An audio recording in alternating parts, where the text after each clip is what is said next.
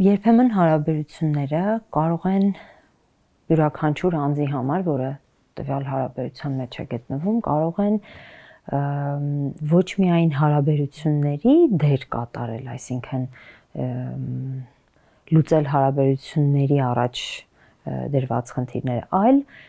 հարաբերությունները կարող են ծառայել տվյալ մարդու սեփական անձնային խնդիրների լուծմանը։ Ոչ բացահայտ իհարկե, այսինքն մարդը գիտակցաբար կամ անգիտակցաբար հարաբերությունները դիտարկի իր սեփական խնդիրների լուծման միջոց։ Կարող ենք ամենապարզ տարբերակներից գնալ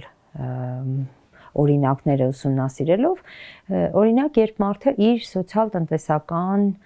վիճակի բարելավման միջոց է դիտարկում հարաբերությունը, երբ ստեղծում է հարաբերություն ցուցապես ավելի կայուն եւ ավելի հաջողակ մեկի հետ։ Իհարկե, այստեղ բացահայտ այդ նպատակները չեն ներկայացվում, բայց մարդը իր հարաբերությունները կառուցում է հենց այս նպատակով, իր սոցիալ-տնտեսական վիճակը բարելավելու։ Երբեմն հարաբերությունները կարող են ծառայել մարդու հուզական խնդիրների լուծման համար։ Օրինակ, մենք հաճախ ենք հանդիպում այդպիսի դեպքերի, երբ մարդը ունի հոգեբանական խնդիրներ, ենթադրենք վատ տրամադրություն, դեպրեսիա, եւ իր զույգին ընկալում է իր խնդիրների լուծման ճանապարհ կամ մեկը, որի հետ ինքը միշտ կարող է կիսել իր բոլոր մտահոգությունները, խնդիրները, երբ ինքը տխուր է, կարող է զանգել եւ այդ մարդու հետ խոսել, կիսվել, եւ այս process-ը լցնում է իրենց հարաբերությունների ամբողջ տարածքը, այսինքն իհարկե մենք բոլորս մեր հարաբերություններում մեր խնդիրների մասին խոսում ենք, կիսվում ենք, ակնկալում ենք, որ մեզ պիտի հասկանան, լսեն, երբեմն ինչ-որ խորհուրդներ տան, բայց երբ սա ամբողջ հարաբերությունների կոնտեքստն է լցնում, այստեղ արդեն խնդիր է ի հայտ գալիս եւ օրինակ երբեմն մարդիկ իրենց պրոֆեսիոնալ խնդիրների լուծման համար են հարաբերությունները ծառայեցնում, ենթադրենք ընտրում են այնպիսի մասնագիտության տեր մարդու, որը կարող է իրենց օգնել իրենց մասնագիտական ոլորտում եւ հարաբերությունների ամբողջ բովանդակությունը, ենթադրենք ամբողջ աշխատանքային օրվա ընթացքում դիմում են իրենց զույգին տարբեր հարցերով աշխատանքային եւ հետո իհարկե հիասթափություն են ապրում եւ բողոքում են եւ մեղադրում են իրենց զույգին, որ դու պատրաստ չես ինձ օգնել, այ դու իմ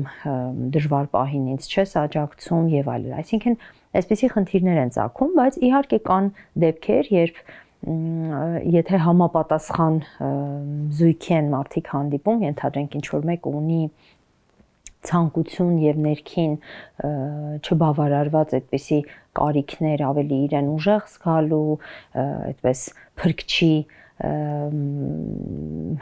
դիրքում է ինքը գտնվում եւ ցանկանում է անընդհատ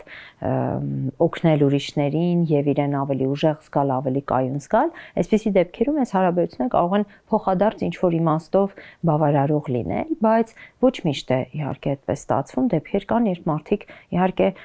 ցանկանում են իրենց ավտոնոմությունը, անկախությունը պահպանել, ենթադրենք իրենց աշխատանքային ժամերին զբաղվել իրենց սեփական աշխատանքով եւ օրինակ պատրաստ չեն անընդհատ հոգեբանի դերում հայտնվել հարաբերությունների մեջ եւ անընդհատ լինել լսողի եւ հոգեբանորեն աջակցողի դերում։ Այսպիսի դեպքերում հարաբերությունները իհարկե կարող են կամ խզվել կամ պարզապես մարդիկ կարող են այս հարաբերություններում երջանիկ չլինել։ Կարող ենք ասել, որ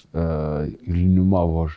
փրկողը փրկում է, իսկ փրկվողը փրկվելուց հետո էլ այդ փրկողի կարիքը չունի։ Իհարկե այսպիսի դեպքեր են լինում, ես օրինակներ եմ հիշում, երբ այո, մարդիկ հարաբերությունների սկզբում գտնվում են այդպես փոխկախյալ վիճակում, երբ որ մեկը մյուսի կարիքը ունի, այսինքն անընդհատ խորհուրդներով է դիմում կամ իր կարիերայի եւ առաջընթացի մեջ անընդհատ իր զույգին է ապավինում եւ նրա օգնությունից է շատ օգտվում եւ այո, լինում են դեպքեր, երբ որ այդ մյուս կախյալ կողմը զարգացում եւ աճ է արձանագրում եւ հետո իհարկե այո այդ փրկչի կարիքը կարող է այլևս չզգալ եւ հարաբերությունները կարող են արդյունքում խզվել եւ իդեպ կարող են խզվել ոչ միայն այն պատճառով որ այս մի կողմը կարիքը չի զգում նաեւ այն պատճառով որ մյուս կողմը իր փրկչի դերից է կարծես զրկվում եւ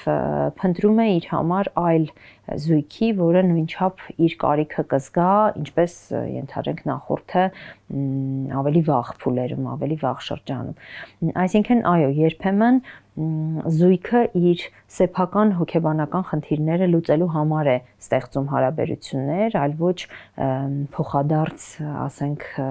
կիսվելու եւ փոխադարձ իրար ջուր դրական բաներ փոխանցելու համար։ Այսօրվա մեր զրույցը սկսեցիր ֆինանսատնտեսական կախվածությունների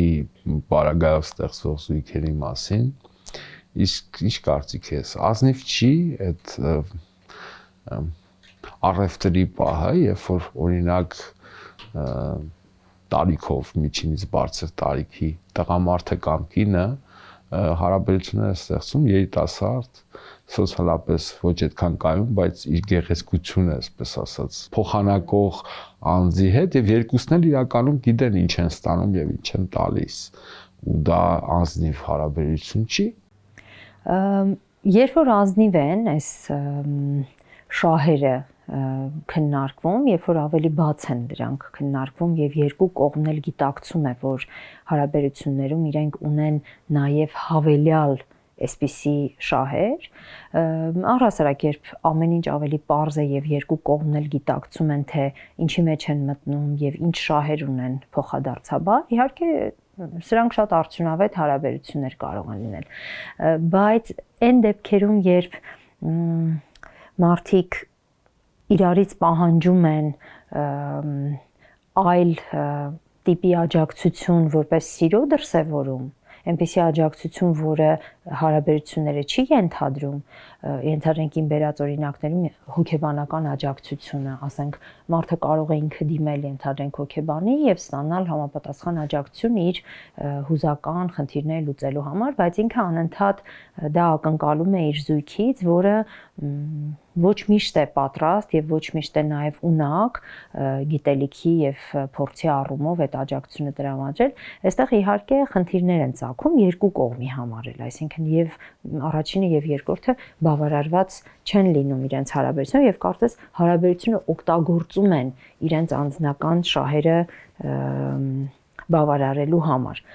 բայց քո վերած օրինակը մի քիչ ուրիշ է, երբ երկու կողմն էլ գիտակցում են թե իրենք ինչպիսի շահեր ունեն եւ հարաբերությունների միջոցով նաեւ իրենց կյանքի որակն են բարելավում երկուստեք, ենթադրենք ավելի փորձառու եւ տարեց կողմը, ենթադրենք ինչ որ կարիերայի առումով է մյուսին օգնում, իսկ մյուսը իր երիտասարդ էներգիան է բերում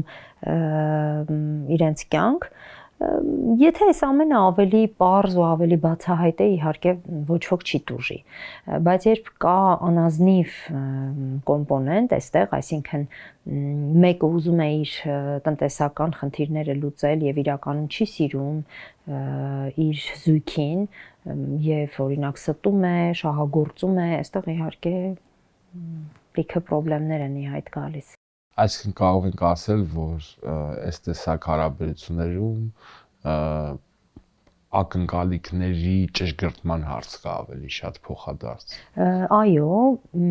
մենք ունենում ենք խորը հիասթափության զգացում եւ ֆրուստրացիա ենք ապրում, երբ մեր պատկերացումները իրականության մասին չեն համապատասխանում իրականությանը եւ եթե այսպիսի հարաբերություններում մարդիկ ավելի սթափ նայեն թե ինչի հետ գործ ունեն եւ անիրական այդպես պատրանքներով չապրեն, շատ ակնհայտ երևույթները տեսնեն, նկատեն եւ գոնե իրենց ներսում իրենց հաշիվ տան դրանց մասին, իհարկե շատ սթրեսներից, հիասթափություններից իրենք կխուսափեն։ Իսկ արդյոք մեր ակնկալիքները մեր խնդիրները չեն։ դիմացինի խնդիրներն չեն, էլի մերն են, էլի։ Այո, միանշանակ մեր ակնկալիքները, մեր սպասելիքները մեր խնդիրներն են եւ մենք ենք մեզ հետ բերում ու լավ կլինի, որ մենք գիտակցենք, որովհետեւ ոչ միշտ է որ մարդիկ գիտակցում են իրենց ակնկալիքները, հասկանում են, որ իրենք այդպիսի բաներ են սպասում։ Երբեմն մենք մեր աշխատանքում ստիպված ենք լինում մեր այցելուին օգնել եւ ցույց տալ եւ բացահայտել, թե ինչպիսի սպասելիքներ, ինչպիսի ակնկալիքներ ինքը ունի հարաբերություններ եւ արդյոք դրանք իրական են եւ արդյոք դրանք կարող են իրականացվել առհասարակ կյանքում որևէ այլ մարդու հետ նույնիսկ։ Մեր զրույցի շրջագծում ավելի կուզեի կենտրոնանայինք մարդու միայնակ լինելու հարաբերություն ստեղծել, որ մենակ չլինի։ Այս ակնկալիքի բավարարման։ Այո, դա օրինակներից մեկն է, երբ մարդը իր խնդիրների լուծման համար է հարաբերություն ստեղծում, այսինքն ոչ թե տվյալ մարդուն է սիրում եւ ուզում է կոնկրետ այս մարդու հետ հարաբերություններ կառուցել եւ այս մարդու հետ իր ժամանակը անցկացնել, այլ ինքը պարզապես հարաբերությունների մեջ է այդ մարդու հետ, որովհետեւ շատ վախենում է մենակ մնալուց, որովհետեւ իր համար անտանելի է մենակ լինելու զգացումը։ Սա օրինակներից մեկն է, երբ հարաբերություններ լուծում են մարդու սեփական խնդիրները եւ արդյունքում իրականում չեն լուծում այդ խնդիրները։ Մարդը մնում է իր խնդրի հետ եւ այդ միայնակության վախը չի հաղթահարվում, որովհետեւ միայնակության վախը, միայնության վախը մեր սեփական խնդիրների լուծման ճանապարհով պիտի հաղթահարվի, այսինքն երբ որ մարդը իր ներսում բացահայտում է իր ուժը եւ իր ռեսուրսները երջանիկ լինելու կամ իր սեփական հետաքրքրությունները բավարարելու իր ճանապարհները, երբ մարդը բացահայտում է, որ ինքը կարող է ցանկացած պահի ստեղծել արժեքավոր հարաբերություններ, ցանկացած պահի կարող է մտերմություն ձևավորել, ընկերներ գտնել եւ մարդիկ պատրաստ են իր հետ մտերմանալ եւ շփվել եւ ինքը իր ինքնուրույն ապրելու մեջ գտնում է հաճույք եւ ուրախություն, ինքը կարողանում է իրական շատ առողջ ու լավ հարաբերություններ ստեղծել եւ չվախենալ մենակ մնալուց, այլ հոգ տանել եւ կարեւորել եւ արժեվորել այդ մարդուն իր կյանքում, այդ մարդու ներկայությունը, այլ ոչ վախենալ նրա հեռանալուց, մենակ մնալուց եւ հիվանդագին ձևով կապել այդ մարդուն իր հետ։ Ամեն դեպքում մարդը սոցիալական կենդանի է եւ յուրաքանչյուրս ցանկանում ենք այդ սոցիալական կապերը ստեղծել եւ հատկապես հարաբերությունների մեջ նաեւ մենակ չլինելու համար, որտեղ մենք սոցիալական կենդանի ենք եւ միաժամանակ մարդը մենակ է անկախ նրանից։ Հիմա այս տրամաբանության մեջ որտեղ է որ դա ավելի խնդիր է դառնում եւ ոչ թե առողջ եւ նորմալ հարաբերությունների հենք է, որտեղ յուրաքանչյուրս էլ ամեն դեպքում եւ սոցիալական կենդանի ենք եւ մենակ ենք անկախ ամեն ինչից։ Շատ լավ հարց է, իսկապես մենք եւ շատ կարիք ունենք մարդկանց հետ գտնվելու եւ միևնույն ժամանակ այդ մարդկանց ներկայությունը լիովին մեր մենակության զգացումը չի փարատում եւ մենք այնուամենայնիվ մենակ ենք ապրում այս կյանքը։ Երևի այստեղ ցուցանիշը հետեւյալն է, երբ մենք կարողանում ենք մենակ լինել, երբ մենք կարողանում ենք մենակության մեջ գտնել էներգիա եւ ռեսուրս եւ վայելք եւ ուրախություն, միևնույն ժամանակ մենք լիարժեք վայելում ենք այլ մարդկանց ներկայությունը եւ հաճույք ենք ստանում նրանց հետ շփվելուց եւ ոչ մեկի հետ, այլ տարբեր մարդկանց հետ, սա վկայում է այն մասին, որ մենք կարող ենք առողջ հարաբերություններ ստեղծել թե ուրիշ մարդկանց հետ եւ թե ունենք առողջ հարաբերություն ինքներս մեզ հետ։ Երբ մենք վախենում ենք մենակ լինելուց, ոչ թե ցանկանում ենք ուրիշ մարդկանց հետ կապեր ստեղծել, այլ մենք սարսափում ենք մենակությունից եւ կարծես մենք մեզ ենք կորցնում մենակ լինելիս, այսա արդեն հիվանդագին վիճակի մասին է խոսում։ Ձգտել ուրիշ մարդկանց հետ լինել, ձգտել մարդկանց ներկայությամբ վայելել կյանքը ինքներս մեզ, իրենց, սա իրական առողջ մարդու մասին է խոսում, առողջ լինելու մասին է խոսում։ Երբ որ մենք վախենում ենք բնական մենակ լինելու իրավիճակից, որովհետև մենք չենք կարող մենակ չլինել։ Մենք որքան կարիք ունենք սոցիումի, այնքան էլ մենակ լինելու կարիք ունենք իրականում, որովհետև մենակության մեջ մեր ռեսուրսները մի տեսակ խտանում են, կոնսոլիդացվում են, մշակվում են, ենթադրենք այնինչ մենք հավաքեցինք շփման process-ում ինֆորմացիա, զգացմունքներ, չոր տարբեր ապրումներ եւ փորձ, սա պիտի մշակվի, պիտի մարսվի, պիտի դառնա մեր սեփականը այն ընթացքում, երբ մենք մենակ ենք։ Այսինքն մենակության մեջ իրականում լիքը ռեսուրս կա։ Եվ ռեսուրս, որը որ մենք նորից կարող ենք ծախսել ուրիշ մարդկանց հետ եւ նորից կարող ենք փոխանցել ուրիշ մեկին։ Եթե այդ մենակության պահը մարդը չունենա, իրականում առողջ զարգացման process տեղի չի ունենա։ Եվ մյուսը, որ առանձնացրեցինք մեր խոսակցության սկզբից եւ դու արեցիր, դա այսպես ասած սեփական հոգեբանական խնդիրները դիմացինով լուծելու, հարաբերությունների տեսակն է, ինչպես նշեցիր, իհարկե մենք այսպես թե այնպես յուրաքանչյուրս ցանկած նորմալ առողջ մտերիմ հարաբերությունների մեջ ինչ-որ մեր հոգեբանական խնդիրները լուծում ենք այդ հարաբերությունների միջոցով, հատկապես մեր նման հասարակությունները, որ հոգեբանի ինստիտուտը նոր է կայանում, այդ ֆունկցիան միշտ կատարել են ընկերները, ծնողները, կանայք կամ տղամարդիկ, ում հետ մենք ապրում ենք, եւ այստեղ որտեղ է այն նորմայից դուրսը, որ այդ առողջ հարաբերության նշան չի, այլ անառողջ։ Շատ հետաքրքիր հարց է իրականում, որովհետև ինքը բացում է մի թեմա, որը ոչ միայն հարաբերություններին է վերաբերվում, բայց երևի տեղին է խոսել դրա մասին։ Հաճախ են մարդիկ հարցնում, ինչու մենք այսօր ունենք կարիքը հոգեբանների, իսկ օրինակ նախկինում մենք մեր ընկերների հետ, բարեկամների հետ ինչ որ հարցեր քննարկելով կամ յուղի տարեց իմաստունի հետ խորհրդակցելով մենք մեր կյանքի խնդիրները լուծում էինք։ Հարցի պատասխանը իրականում ժամանակաշրջանի եւ մարդու կյանքի բարդացման մեջ է, այսինքն այսօր մարդու ապրելակերպի, այսինքն ապրելու ձևերի կամ խնդիրների լուծման տարբերակների բազմազանություն կա։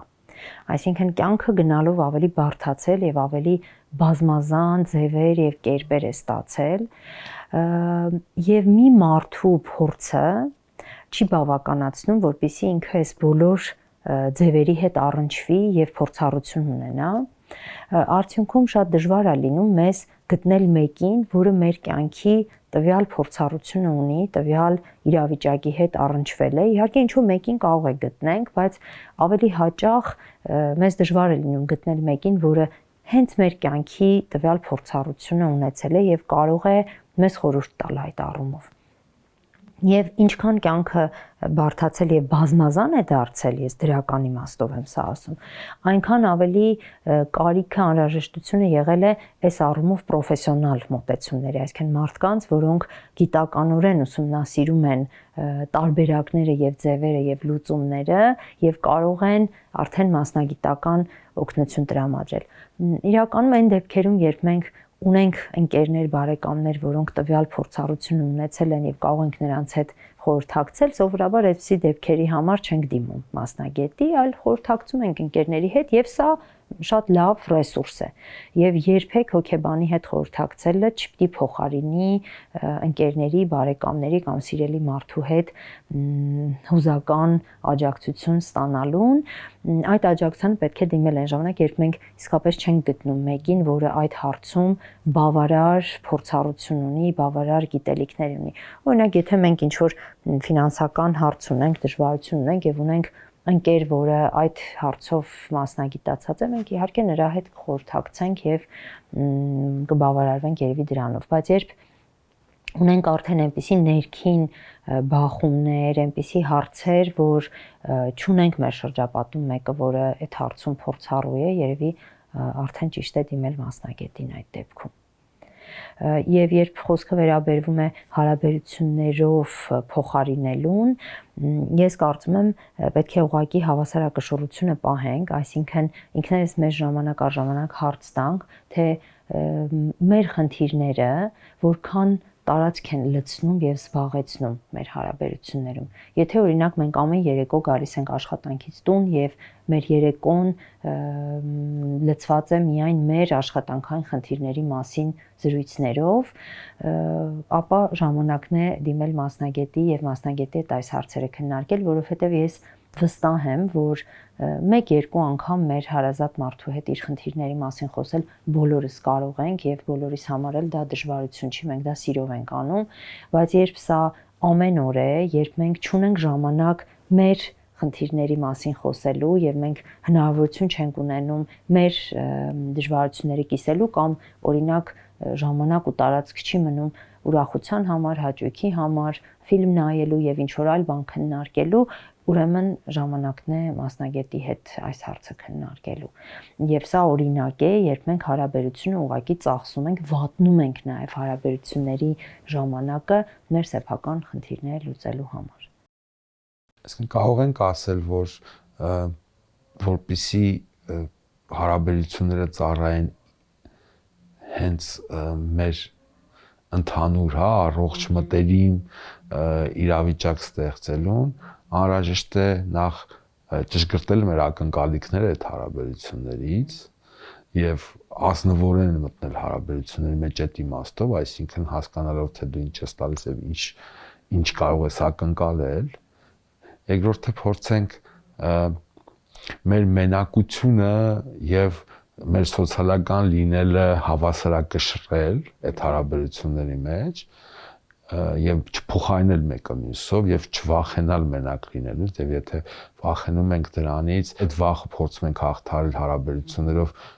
նկատի առնենք, որ դա հնարավոր չի լինելու եւ անպայման չփորձենք լցնել մեր հարաբերությունները մեր խնդիրներով ամբողջությամբ իհարկե միաժամանակ նկատի առնելով որ միշտ տեղ կա որտեղ կարող ես այդ խնդիրները խոսել եւ դա քո մտերիմն է ու այս առողջ մոտեցման հետևանք կարող է լինել առողջ հարաբերությունները եւ եթե այստեղ չենք պետք է փորձենք հարցեր մեզ տալ ինչի այստեղ չենք ու ոնց կարող ենք այս լուծումները գտնել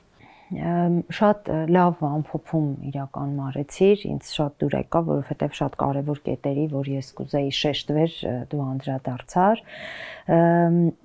Ես կարծում եմ, որ պետքա մենք շատ սթափ նայենք մեր խնդիրներին եւ լինելով մտերիմ հարաբերությունների մեջ մենք պիտի ամեն դեպքում գիտակցենք, որ իմ խնդիրներն են։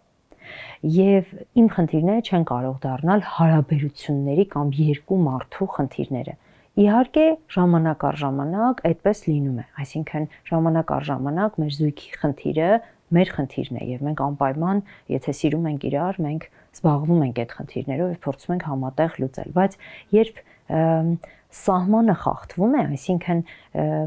երբ որ ամբողջությամբ մեր հարաբերությունները ծառայում են մեր խնդիրների, իմ սեփական խնդիրների լուծմանը, այստեղ հավասարության, արդարության սկզբունքը խախտվում է եւ ինչ որ մեկը կարող է հարաբերություններում անընդհատ տուժող կողմ լինել։ Ինչպես մենք կարող ենք սրանից խուսափել, եթե մենք պարբերաբար մեզ հարց տանք, պարբերաբար ենթադրենք օրվա վերջում, հա, արդյոք ես ժամանակ տրամադրեցի իմ ընկերոջը եւ արդյոք ես իրեն հարցրեցի իր օրը ոնց է անցել, արդյոք ես փորձեցի իմանալ ինքը ոնց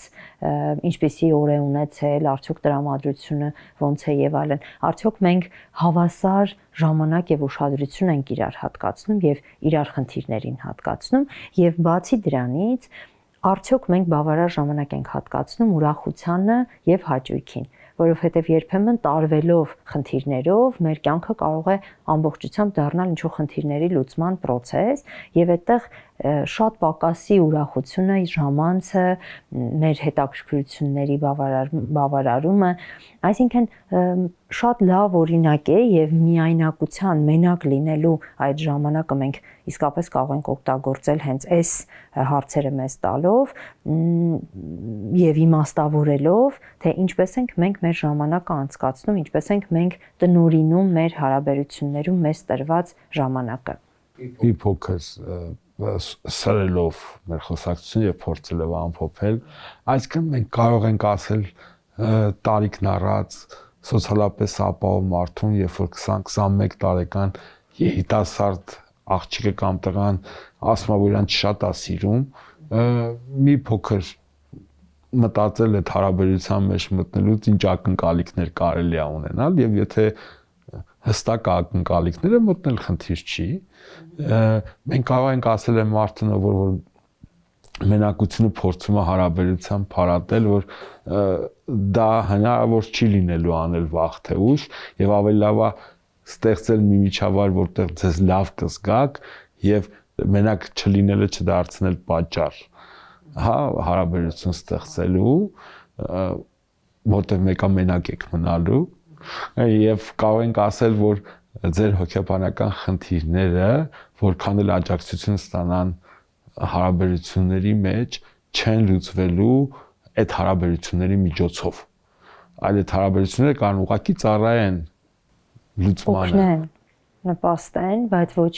լինեն դրա լուծումը։ Միանշանակ համաձայն եմ, առաջին մասով միայն ասեմ, հարաբերությունների օրինակը, որ վերեցիր, երբ տարբեր տարիքի մարդիկ են կամ սոցիալական տարբեր խմբերի մարդիկ են կամ ազգային տարբեր պատկանելություն ունեն, օրինակը ինձ թվում է այդ բոլորին էլ կարելի է վերագրել։ Քաղաքացիություն ստանալու համար Օրինակ, այո, այս բոլոր դեպքերում իհարկե, երբ որ մենք սթափ եւ առանց պատրանքների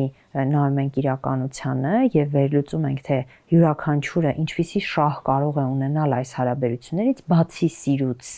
այլ ինչ շահեր կարող է ունենալ, մենք իհարկե ավելի ռացիոնալ ենք, ավելի սթափ ենք եւ ավելի պաշտպանված կարող ենք այդ բaragայում լինել։ Եթե մենք այդ հարցերին հստակ կարողանում ենք պատասխանել, կարողանում ենք հաշվի նստել դրա հետ, մենք համաձայն ենք այդ բոլոր շահերը բավարարել, ուրեմն ամեն ինչ հրաշալի է։ Շնորհակալություն, Անուշ։